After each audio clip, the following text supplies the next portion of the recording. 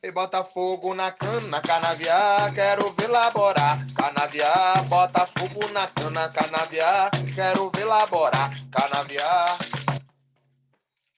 Fala, galera, bem-vindos a mais um podcast. Hoje, mais do que especial, estamos aí, eu e Minduim, para trazer para vocês um assunto muito interessante, curiosidades aí sobre o primeiro reinado. O primeiro reinado do Brasil. Para quem não sabe, nós tivemos mais do que um reinado no nosso país, e é isso que a gente vai trazer para vocês hoje, certo, Minduim? Com certeza. Hoje nós vamos falar, né, sobre o nosso primeiro reinado, vamos falar sobre a história da monarquia dentro do Brasil, a sua primeira etapa, onde nós vamos ter como pessoa responsável para conduzir tudo isso Dom Pedro I, e ele conduz isso após a famosa independência do Brasil, né? E ele começa em 1822 e ele vai até 1831, né? E vamos ter alguns fatos, como nossas primeiras leis sendo criadas, né? A forma que isso acontece. Nós vamos ter fatos que vão nos dizer por que esse reinado de Dom Pedro I durou tão pouco, né? Já que ele simplesmente desistiu do seu reinado para poder passar para seu filho. E isso tudo a gente vai conversar hoje sobre esse assunto, Mesquitão. Então, vamos embora. Então, vamos começar falando aí sobre o começo do primeiro reinado, né, galera? Para ficar claro, o que é o primeiro reinado? É quando Dom Pedro, o primeiro, ele se assume aí como imperador do Brasil. E esse processo ele acaba acontecendo naturalmente na independência, que foi, na real, um processo feito por todo mundo, não é uma coisa feita pelo imperador, né? O Dom Pedro I, como a gente acredita. Na verdade, já existia um movimento feito, inclusive esse movimento é feito pela elite da sociedade, ou pelas elites, né? Em especial pela elite baiana e pela elite carioca. Então, não foi, a princípio, um movimento feito pelas massas, um movimento do povo, de libertação, não foi isso. Existia um contexto político e econômico por trás de interesses econômicos, né? Porque o Brasil, ele era, até então, integrante do Reino Unido. O Reino Unido de Portugal, Brasil e Algarve. Então ele era um Reino Unido, porque você tinha Portugal e você tinha o Brasil colônia, correto? E era isso que acontecia. O Brasil serviu unicamente como matéria-prima para exploração de matéria-prima. Com a guerra e a chegada do Napoleão em Portugal, a família real acabou fugindo para o Brasil. E quem veio para cá foi o rei, que na época era Dom João VI. Veio para cá com a esposa dele, que era a rainha, né, a Maria, e trouxe naturalmente o filho. E quando eles chegaram aqui, eles acabaram, até por conta de que o rei não poderia ficar fora do seu país, fora da capital, né? Por conta da guerra, eles acabaram unindo o Brasil, e o Brasil passou a não ser mais colônia, passou a ser um país que faz parte do Reino Unido, que era Portugal, Brasil e Algarve. Esse é o primeiro ponto, é importante para a gente entender. E o que isso implica? Que muitos impostos e dinheiro que o Brasil mandava para a coroa, naturalmente, para poder bancar os custos, principalmente da corte portuguesa, o Brasil passou a não precisar mais mandar, porque ele passou a não ser mais colônia e passou a ter uma condição de quase igualdade por fazer parte do Reino Unido. Isso se deu porque o rei estava morando no Brasil. E aí isso melhorou a situação para os brasileiros em si. Porém, quando essa guerra acabou, Napoleão foi expulso, teve uma revolta em Portugal, que, se eu não me engano, foi chamada Revolta do Porto, a Revolta dos Portos. E aí eles acabaram indo contra a família real e ameaçaram derrubar a família real, ou colocar uma nova monarquia, ou colocar uma nova república, porque tinham pessoas apoiando os dois lados, mas o fato é que Dom João VI acabou sofrendo uma pressão para voltar para Portugal. E aí ele voltou. E aí, quando ele voltou, ele acabou deixando o filho dele como príncipe regente no país. né, Brasil, que fazia parte do Reino Unido, Portugal, Brasil e Algarves. E aí Dom Pedro ficou no poder como príncipe regente, foi levando, e aí começou a surgir uma pressão por parte dos portugueses para que o Brasil voltasse a se tornar colônia. Por quê? Eles alegavam que a família real não estava mais morando no Brasil. Então não fazia mais sentido perder todos aqueles impostos e aquela exploração de mão de obra que o Brasil mandava para Portugal na condição de ser colônia. E, naturalmente, quando essa pressão surgiu, todas as elites, principalmente a elite baiana e a elite carioca, naturalmente não aceitaram isso. Porque você tinha pessoas muito ricas aqui no Brasil, brasileiros, e essa galera não aceitou. Falou, pô, a gente está trabalhando aqui, está explorando todo mundo, escravizando as pessoas aqui com um trabalho honesto. Como é que vocês vão chegar agora e roubar da gente esse dinheiro que deu maior trabalhão para a gente roubar? E aí começou a dar um problema, porque os caras que roubavam não queriam ser roubados dos outros ladrões que estavam em Portugal. E começou a ter uma discussão, e essa discussão começou a ficar séria até a ponto do príncipe regente, que era Dom Pedro, ser intimado a voltar para Portugal. Porém, quando ele foi intimado a voltar para Portugal, ele já estava casado. A gente já tinha uma princesa regente aqui, que era a dona Leopoldina, que por sinal era uma pessoa muito de bem, e ela meio que segurava as pontas aí politicamente também do Brasil em diversas situações. Assim, a gente teve a mão dela, inclusive a assinatura dela e um monte de coisa. Uma dessas coisas aí foi, inclusive, a independência do Brasil. Todo mundo acredita que foi Dom Pedro, na verdade, que fez a independência oficial, né? E, na verdade, não foi, ele só disse. Quem fez o papel, anistiou, escreveu e colocou tudo bonitinho pela lei foi a dona Leopoldina. A única coisa que eles fizeram foi mandar o documento pronto para Dom Pedro para que ele assinasse e passasse a ser rei do Império do Brasil. E assim o Brasil cortaria laços. O Brasil deixou de ser já não era colônia, né? Era briga para se voltar ou não, mas ele deixou de fazer parte do Reino Unido. Ele proclamou a independência. A partir de agora a gente não faz mais parte de nenhum Reino Unido. Nós somos sozinhos a partir de hoje. Essa era a briga. E aí foi a dona Leopoldina que fez todo esse processo, porque Dom Pedro estava em São Paulo. E assim se deu início o que a gente chama de primeiro reinado. Por que o primeiro reinado? Porque, tecnicamente, o Brasil começou aí, como império. Porque antes disso ele era colônia, e depois disso ele passou a ser parte de um reino integrado, né, o Reino Unido. E nesse momento aí, em 1822, como o Minduim disse, o Brasil passou a ser um país. Mas é interessante dizer que ele virou um país, mas foi um país não reconhecido pelos países vizinhos. Nenhum país da América do Sul reconhecia a legitimidade e a independência do Brasil. A Inglaterra não reconhecia a independência do Brasil. Quase nenhum país reconheceu a independência do Brasil, né? Se desligando aí de Portugal. Certo, Minduim? Com certeza. E para ser um país de verdade, ele precisaria de algumas estruturas, né? Uma das estruturas é ter sua própria Constituição. Constituição essa que as pessoas, né, a maioria das pessoas que apoiaram essa libertação do país, acharam que eles iam ter o palpite e iam opinar, né? E Dom Pedro I cita, né? Tem até uma frase que a galera conhece já, que fala que ninguém conseguiria fazer uma lei à altura dele, ou seja, uma lei a qual fizesse ele mais forte do que ele já né? Onde desse forças para ele governar de forma completa. E ele, por si, faz, né, esse processo. Ele constrói a Constituição, a primeira Constituição do Brasil e impõe isso às pessoas, e as pessoas vão ter que aceitar. E tudo, claro, tudo que tem dentro dessa Constituição dá apoio, né, dá suporte para que ele se mantenha no poder.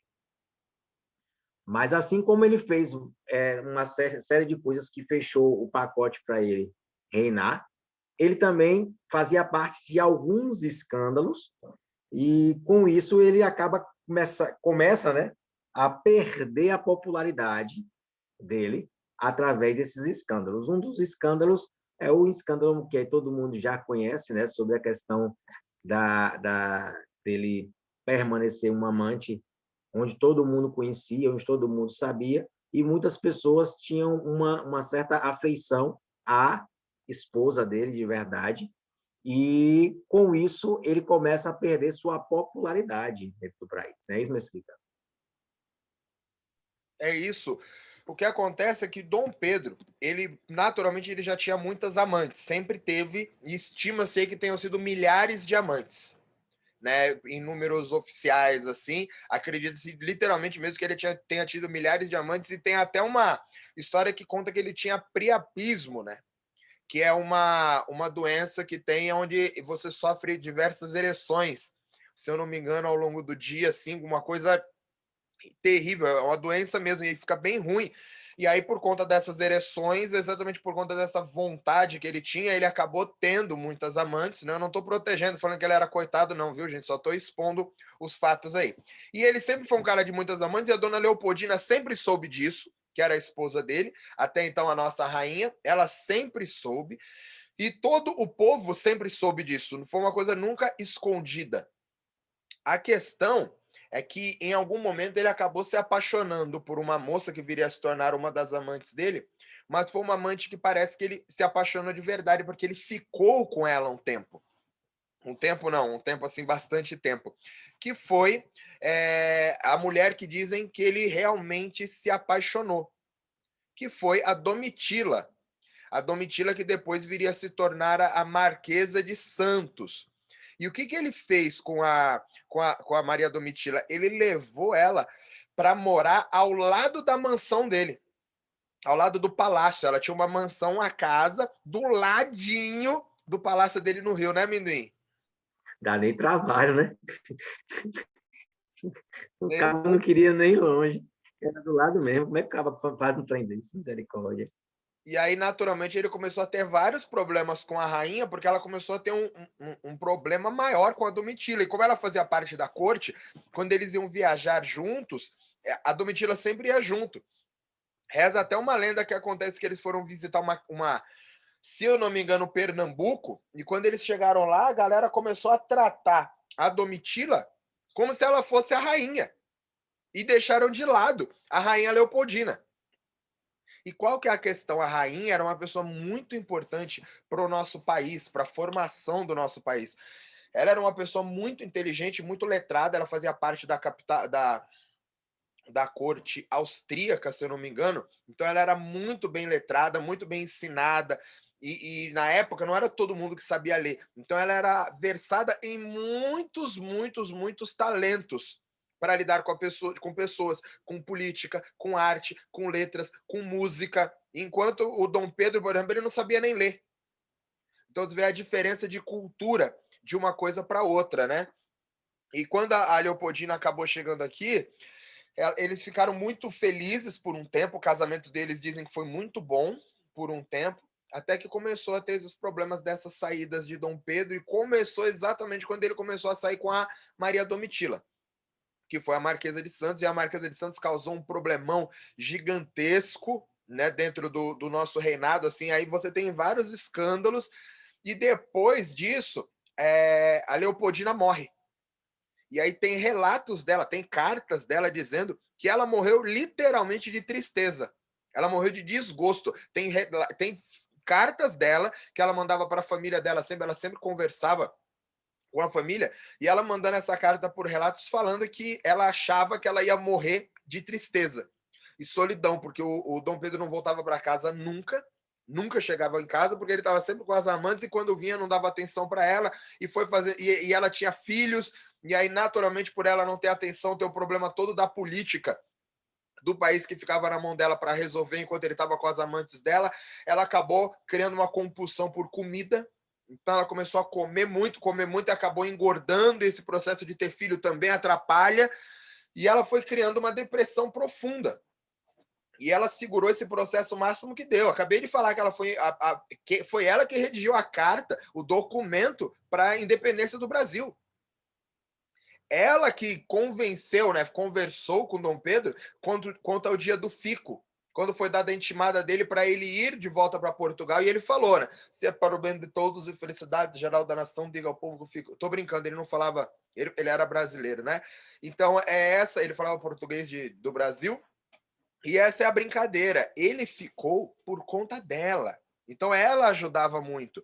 E aí dizem que o país acabou caindo numa sinuca de bico depois do falecimento dela, porque ele ficou muito louco e ficou sem freio. E aí ele começou a estar muito com a Maria Domitila para todos os lugares, e aí surgiu. Tem alguma coisa para dizer aí, Mendoim? Antes disso, pulei alguma coisa?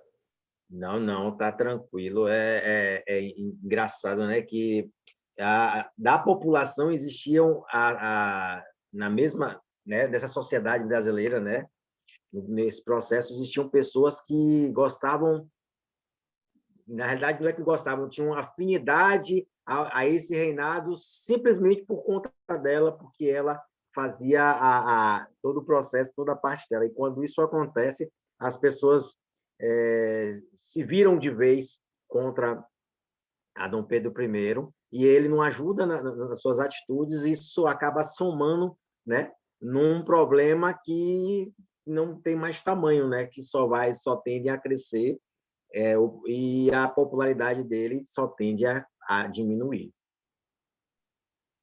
Exatamente. Ele teve muitos escândalos com a Domitila, né? Teve um que aconteceu quando ela acabou virando da corte, né? Ela acabou botando a família dela toda para trabalhar, né? Porque ela tinha uma família que não era nobre, e ela acabou levando todo mundo. E uma dessas pessoas foi a irmã dela. E aí reza a lenda que ele começou a ter um caso com a irmã dela. Desculpa, eu falei errado, não ela, ele, né? Ele começou a ter um caso com a irmã dela. E aí isso ferveu de um jeito, porque quando ela descobriu, ela mandou matar a própria irmã. Então, olha o nível da loucura que chegava dessa briga do Zé. Ela mandou matar a própria irmã. E aí descobriram, porque pegaram uma criada pessoal dela com a arma que tinha atirado na irmã, e a arma ainda estava quente da pólvora que tinha saído, da bala que tinha saído. A arma estava quente.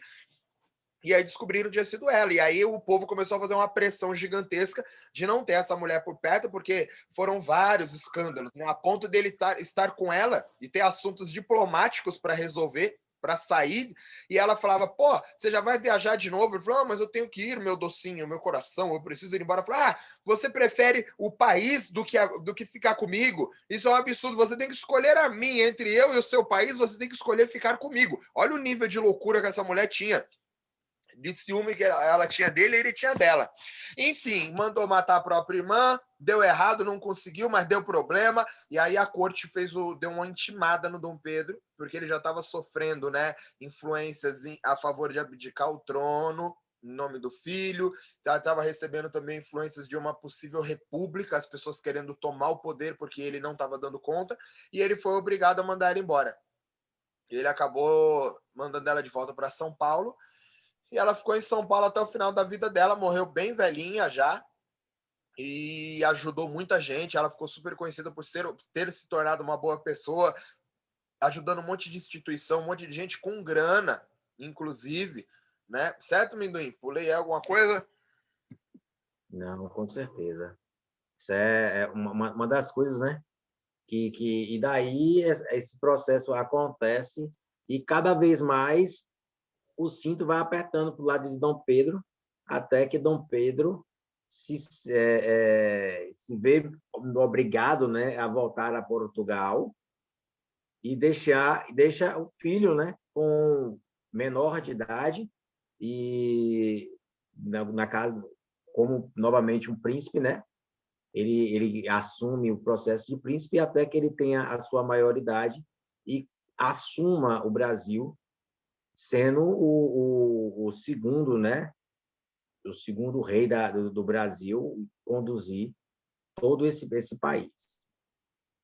Sim, é legal entender uma curiosidade sobre a Maria Domitila, que ela foi uma das poucas mulheres a conseguir o divórcio e viver independente do marido, porque ela era casada com um cara e esse cara batia nela. Reza a lenda que ele meio que batia nela. E quando ele batia nela, ela apanhava, eles dois brigavam, discutiam, e aí chegou um ponto dele, parece que ele deu uma facada nela. O negócio foi sério de verdade. Quando ele deu uma facada nela, ela ficou ferida e ela brigou e pediu o divórcio. Mas, na verdade, quando a gente coloca desse ponto, fala, ela foi brava, ela sobreviveu, né, à violência doméstica e pediu o divórcio e conseguiu porque a lei favoreceu, só favoreceu porque ela era amante do Dom Pedro.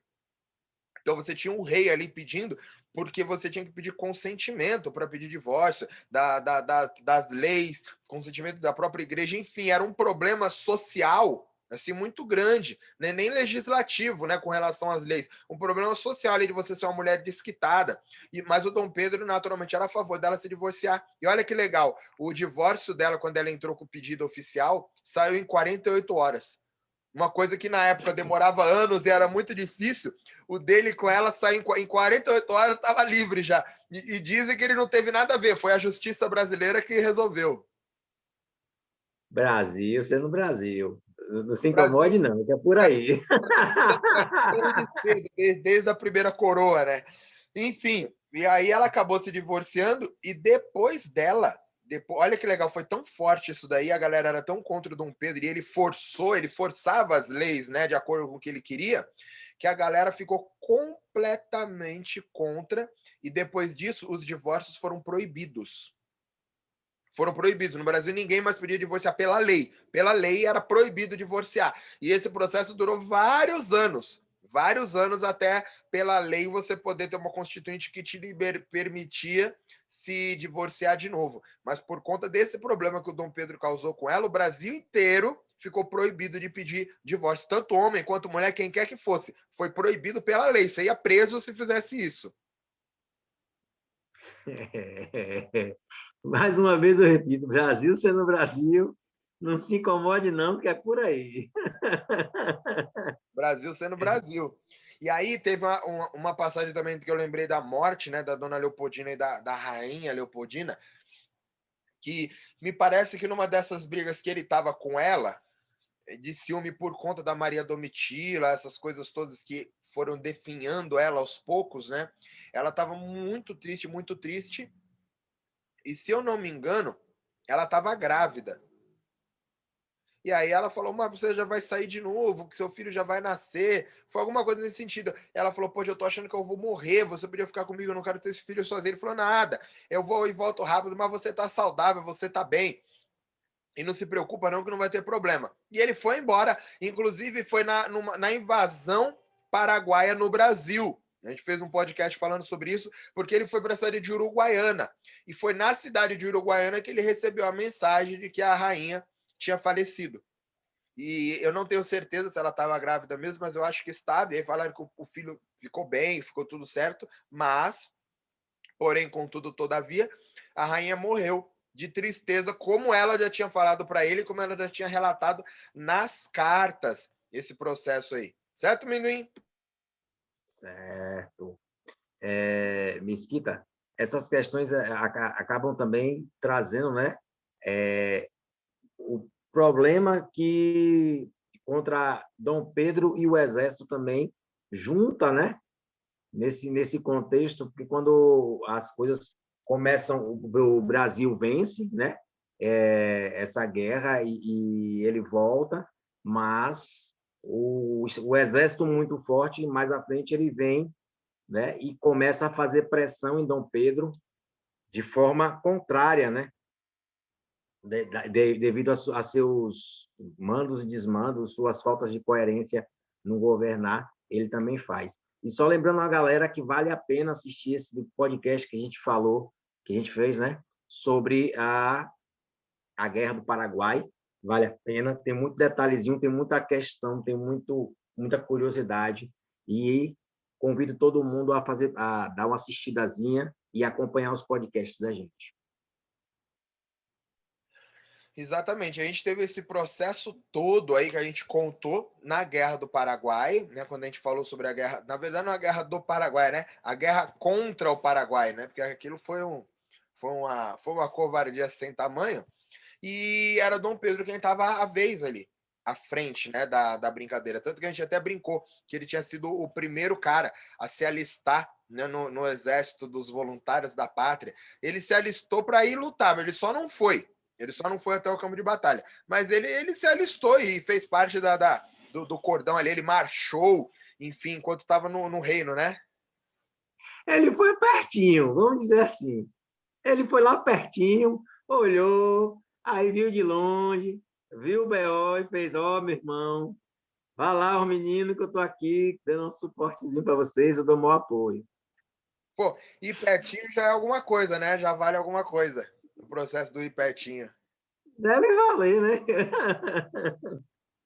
Bom, então a gente falou sobre Maria Domitila, a gente falou sobre o processo da Dona Leopoldina, a gente falou sobre Dom Pedro e todos esses problemas que ele tinha, inclusive no exército, né? Como o Minduim firmou para a gente, ele teve problema com o Duque de Caxias, não foi isso, Minduim? Ele teve problema com. Foi, na realidade, ele foi tendo problema com acho que quase todo mundo, né? Acho que só ele ficou do lado dele aqui no Brasil. Porque, como você relatou sobre a questão de depois que a rainha vem a falecer, ele fica sem freio, né? E como de verdade, quem conduzia a maioria das coisas, quem orientava a maioria das coisas era ela, ele ficou sem norte, sem saber o que fazer. Estava acostumado a só ficar num bem bom da vida, enquanto a rainha fazia um monte de coisa onde as pessoas faziam o trabalho, né, de certa forma, para ele, e ele só dava o seu aval ou não. Depois disso, ele para de ouvir, né, as pessoas e não tem mais um porto seguro. E com a falta desse porto seguro, ele começa a colocar a sua vontade muito à frente e começa a perder cada vez mais essa popularidade e cada vez mais perder, né, essa vontade das pessoas de apoiarem as suas ideias, o seu reinado. E com isso, e sem apoio, não tem como o cara se manter no poder, né, velho? Mesmo que ele tenha nascido nele. Sim, e aí ele teve uma série de processos também que foi criando essa impopularidade dele, né? Além dessa coisa dos adultérios que ele tinha, e o problema maior pela época, de como as pessoas pensavam, talvez nem tenha sido os adultérios em si, mas tenha sido o fato de negligenciar o governo do país por conta desses adultérios, né? Talvez esse tenha sido o maior dos problemas. E É isso, Mesquita. Ele não, na realidade, não dava tempo para fazer as duas coisas, entendeu? E aí ele, ele preferia ir para um lado, em vez de resolver os outros, né? As pessoas, quando chegava o momento dele estar presente para poder resolver os problemas, ele quase nunca estava. E isso foi fazendo com que as pessoas fossem perdendo dinheiro, paciência, né? E vontade de estar ao lado dele. sim, e a miséria da população também, né? Porque tiveram alguns acontecimentos bem fortes no reinado dele, que foi, por exemplo, a Guerra da Cisplatina. A Guerra da Cisplatina e algumas outras batalhas também, mas talvez a Guerra da Cisplatina tenha sido a guerra mais forte que tenha feito a população ir contra ele, se revoltar. Por quê? Porque estava tendo a tomada ali da Bacia do Plata, do que era da Cisplatina, na verdade, era uma constituição que tinha ali, que depois essa constituição acabou se tornando o Uruguai. E acontece que tanto a Argentina quanto o Brasil tinham interesses de livre comércio em dominar aquela região, aquele lugar especificamente, que era a Cisplatina. Então começou a ter uma guerra para tomar ali a região, literalmente. Tiveram outros supostos motivos, mas a grosso modo era isso. O Brasil queria pegar o lugar para ele e a Argentina queria pegar o lugar para ela. Essa que é a real. E aí começou a ter essa briga toda ali no meio e foi uma batalha bem sangrenta, porque ela levou as pessoas a ir até lá guerrear. Você gastava dinheiro para manter aquela guerra, e era uma guerra que não faria sentido para o Brasil em momento nenhum. Então as pessoas começaram a passar necessidade aqui, passar fome, ter um monte de problema por conta de uma guerra que nem era no nosso país, era fora. E as pessoas falaram, cara, não faz o menor sentido você estar fazendo essa guerra aí fora daqui. E aí depois a Cisplatina acabou se tornando o Uruguai. É que depois esse mapa vai mudando, né? Mas acabou se tornando onde hoje a gente tem o Uruguai. E você vê que esses conflitos vão durando durando até a Guerra do Paraguai, que a Guerra do Paraguai ela se iniciou exatamente ainda nesse contexto da Guerra da Cisplatina, que falaram que até então a guerra tinha acabado, mas ela tinha supostamente, entre aspas, acabado. Por quê? Porque a guerra que aconteceu foi exatamente porque eles deram um golpe de Estado no Uruguai. Eles tiraram o presidente que tinha ganhado na Constituição, era o presidente votado lá, oficial, e eles tiraram para colocar o Flores no lugar, que era o candidato. Então você tinha a briga dos dois partidos, né, no Uruguai, que era dos blancos contra os colorados. Então isso era uma briga muito grande que já existia lá desde a época. Então a cisplatina ela continuou. A cisplatina, na verdade, foi o que deu realmente a origem à Guerra do Paraguai. É que ela só foi insuflando mais, a galera foi guardando aquela mágoa calado, a hora que explodiu, explodiu na guerra mais violenta que a gente teve na história das Américas. Certo, Minduim? Certo. E ainda teve os fatos, né? Alguns fatos dentro do país, como as pessoas foram perdendo, como eu falei, a paciência, né? E, em exemplo, o Frei Caneca, ele é uma das pessoas que né, reivindica e que foi sentenciado à morte, né, à forca e tal e tudo. Só que ele era um cara tão popular, que o cara que era responsável para matar ele à forca se negou a matar ele, e ele teve que ser fuzilado, né? Sim. Então, imagine a popularidade desse homem e quantas pessoas, depois de uma atitude dessa, que caladas e começaram a se voltar contra o governo, né? O reinado de Dom Pedro I. Sim, a menina me falou aqui, Minduí, que eu falei errado ali. Eu falei que, na real, ele tinha tido problema com o Duque de Caxias. Só que o Duque de Caxias, ele veio bem depois. O que eu quis dizer, na verdade, não é que ele teve problema com o Duque de Caxias, porque esse foi Dom Pedro II. O que eu quis dizer foi que os mesmos problemas foram perpetuando. Igual eu acabei de falar, a Guerra do Paraguai não aconteceu com ele, mas ela já tinha começado lá atrás e ele deixou a herança para depois. Então, essa que foi a brincadeira. Eu não quis dizer necessariamente que ele estava lá no momento com o Duque de Caxias e com a Guerra do Paraguai. Porém, tudo começou de acordo com as coisas enroladas que ele deixou para o governo seguinte, para o reinado seguinte, que foi do próprio filho. Então, na real, quando Dom Pedro II meio que assumiu ali, ele assumiu um monte de bucha que o pai dele tinha deixado e um monte de coisa ele nem conseguiu resolver. É essa a questão. E aí, algumas coisas ele teve que forçar, ele teve que fazer mesmo para poder se manter, porque depois que declarou uma guerra de uma coisa que já estava engolindo ali há muitos anos e aquilo só explode, você não tem muito o que fazer. Tá, gente? Então foi isso que eu quis dizer. Não que ele tenha brigado com o Duque de Caxias, não foi essa a alusão. Mas eu quis dizer que isso foi um resquício do que acabou ficando desde a época dele. Porque a Guerra do Paraguai, que foi onde deu a discussão com o Duque de Caxias, que é o segundo reinado, na verdade mesmo, ela começou na Guerra da Cisplatina. Certo, Minduim? Com certeza. É isso aí. Bom, então acho que é isso, né? Falamos um pouquinho aí sobre o primeiro reinado, que começou em 1922 com a proclamação da República e acabou, se eu não me engano, 1900, ó, 1822 e acabou em 1833, se eu não me engano. É isso, Minduim? Acabou em 1831. Então é isso, 1831. E é isso, galera. Espero que vocês tenham gostado. É sempre importante entender um pouquinho da nossa história para entender o que aconteceu com o nosso país, né? Isso também dá naturalmente um entendimento para a gente do que é o nosso país hoje, quando a gente volta um pouquinho para trás. E naturalmente todo esse assunto está muito ligado ao samba, está muito ligado à capoeira, porque nessa época ainda está ligado à escravidão. Imagina que a abolição ela só viu em 1888, né? 1888 foi o final do segundo reinado. É uma outra coisa. Então, a escravidão estava muito latente e os negros estavam muito fugindo, né, ainda para os quilombos nessa época.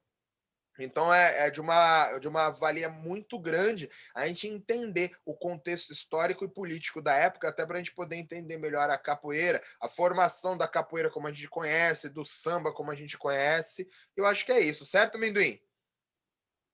Certo, por hoje eu acho que deu certinho. Nós falamos, foi um reinado rápido, né?